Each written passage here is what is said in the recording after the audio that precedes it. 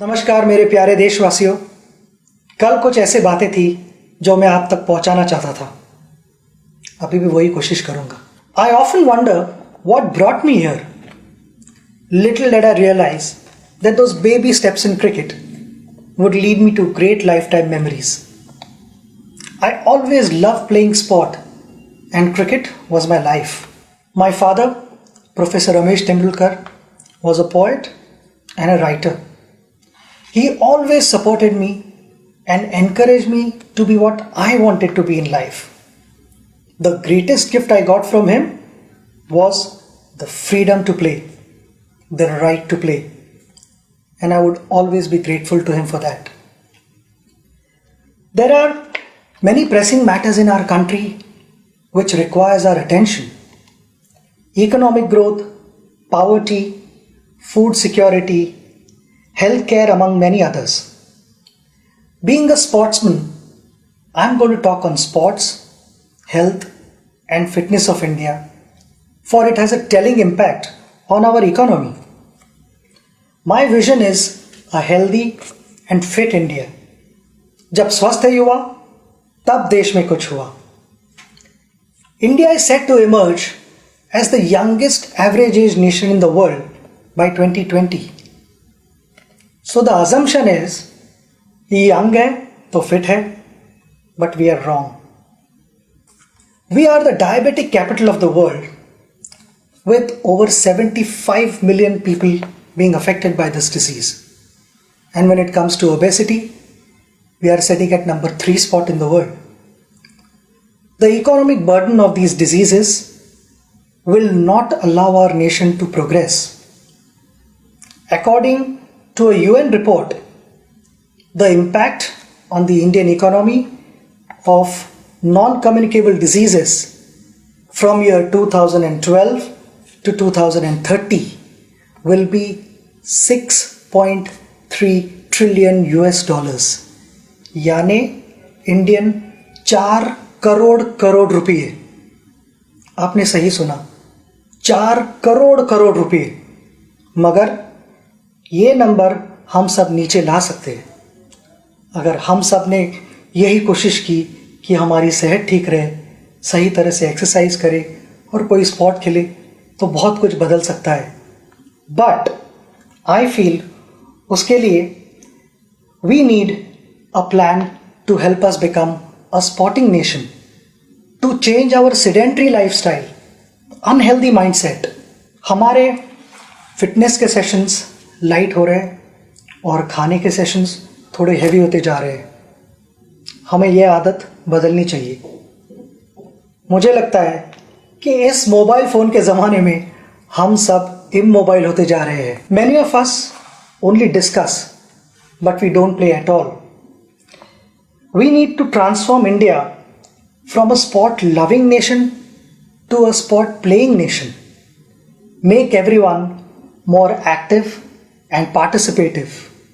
Inculcate and develop a sporting culture in our country. The northeast of India, which has only 4% population of India, has a vibrant sporting culture. It has produced many sporting heroes, including our boxing icon, Mary Kom. Recently crowned champion weightlifter, Mirabai Chanu, Deepa Karmakar, Baichung Bhutia, Sarita Devi, Sanjita Chanu, and many more. Sport promotes social harmony.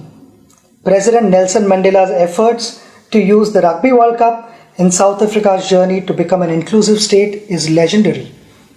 Sport has a unique way of building a nation. It builds character for individuals, and character for individuals means character for India.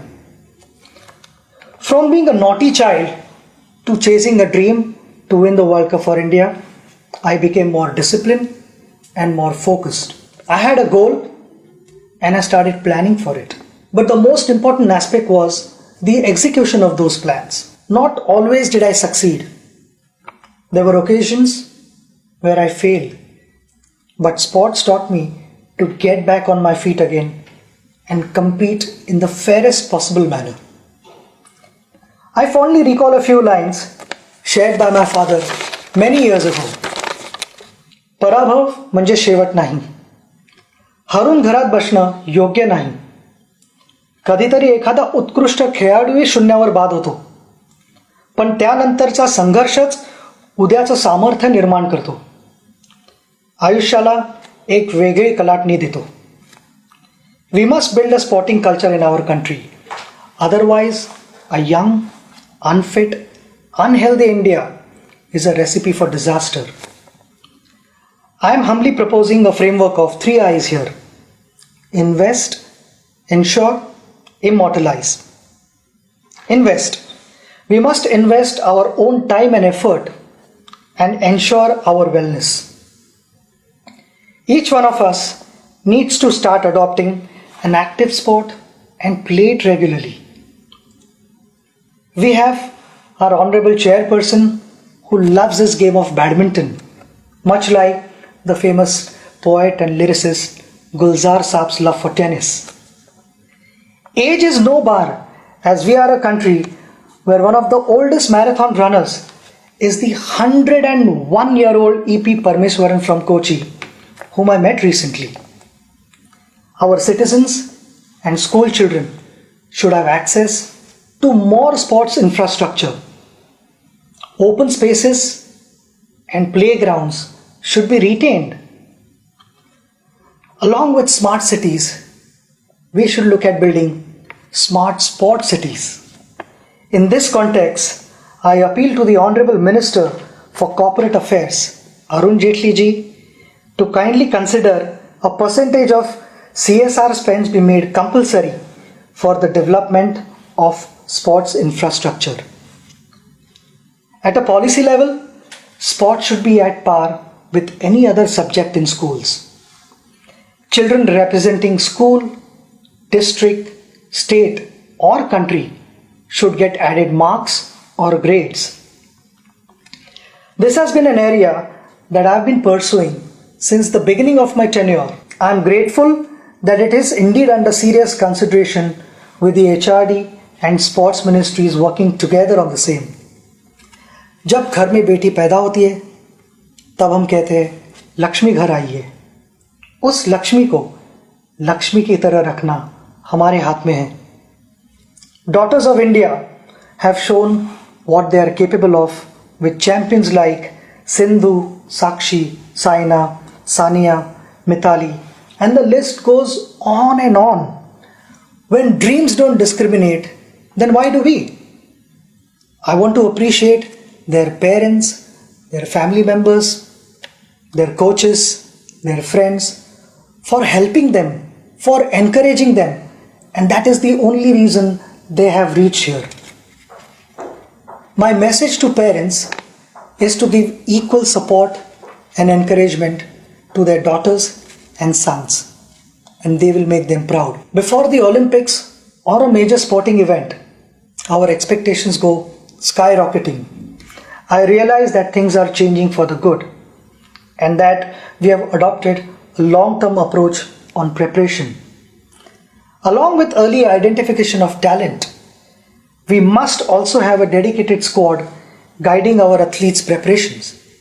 And I feel it is extremely important to have a full-time support staff around our athletes, and winning medals should become their target as well. Last year, before the Olympics, one of our wrestlers was traveling to America for better sparring partners and to learn modern methods of wrestling. Could we have got them to India instead and used Digital India to share their training sessions with the rest of our coaches? And I'll back that up with my conversation with our badminton icon Pulela Gopichand, who said there is abundant badminton talent in India, but he was concerned about the coaching standards in our country. Persistence, preparation and practice will help us achieve our targets. I know there is no glory in practice, but without practice there is no glory either. In short, financial security is often a challenge when any sports person decides to focus on sports alone as their career.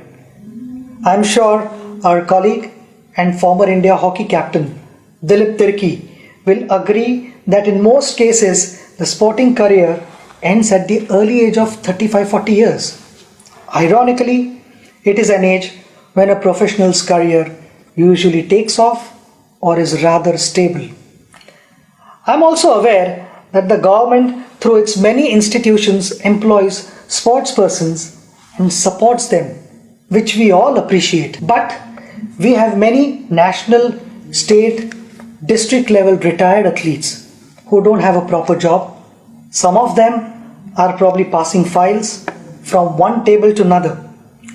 While ensuring their financial stability, we must also keep their minds engaged. Their skills and passion for sports would be best utilized for coaching our future generation. A case in point is the life of Nauri Mundu, who was a national level hockey player from Jharkhand. Following the end of her playing career, she doubles up as a teacher and works in the farm to make ends meet. Sita Sahu, a medalist at the Special Olympics in Athens in 2011, is selling golgappas to manage her life. We need to create an organization and engage these athletes to train our school children and identify talent at an early age. There is so much that these athletes have to offer back to our society. It is also imperative to have health insurance for all our national level athletes. The struggles faced by our hockey great Mohammad Shahid in his last days reiterates the need to prevent such unfortunate situations. The life of Shamsher Khan is another reminder of how we have failed our national heroes. The champion swimmer represented India in the 1956 Melbourne Summer Olympics. He finished 5th place, which continues to be the best Indian finish in the last 6 decades. He developed hearing and heart problems, and due to financial constraints, continued to live with these problems till his death. Our national heroes should be able to live a respectable life. Extending CGHS benefits to them is a step in that direction. I appeal to the Honorable Minister of Health and Family Welfare, JP Nadda ji, to kindly consider my request on this issue, which is in line with the recommendations put forth by the AICS. Gold, silver and bronze have appreciated in value over a period of time. However, sportspersons who won gold, silver and bronze medals for India, do we appreciate them enough? Achievements of champion sportspersons like Nawab of Pataudi, Prakash Padukone, Karna Malleshwari, Ajit Wadekar, PT Usha are not celebrated anymore. These champions, our heroes, didn't have the best of everything, but they made the best of everything. Today's generation probably doesn't even know what these champions achieved in their time. Along with what's happening around the world of sport, I think it is extremely important that the youngsters learn about our sporting history. All of us have had heroes in life who have inspired us on various occasions. As a proposed sample, we have compiled a book on some of our unforgettable heroes among many others. I sincerely feel the lives of these champions should be part of our curriculum. Sport has the power to change the world. It has the power to inspire. It has the power to unite people in a way that little else does. It speaks to youth in a language they understand. Sport can create hope where once there was only despair, said Nelson Mandela. In the year 2009, this August House passed the Right of Children to Free and Compulsory Education Bill. It is my humble suggestion that the Act be amended to include the right to play. Sports can be considered an essential and mandated part of the curriculum. Consequently, each child should get the right to play a sport at school.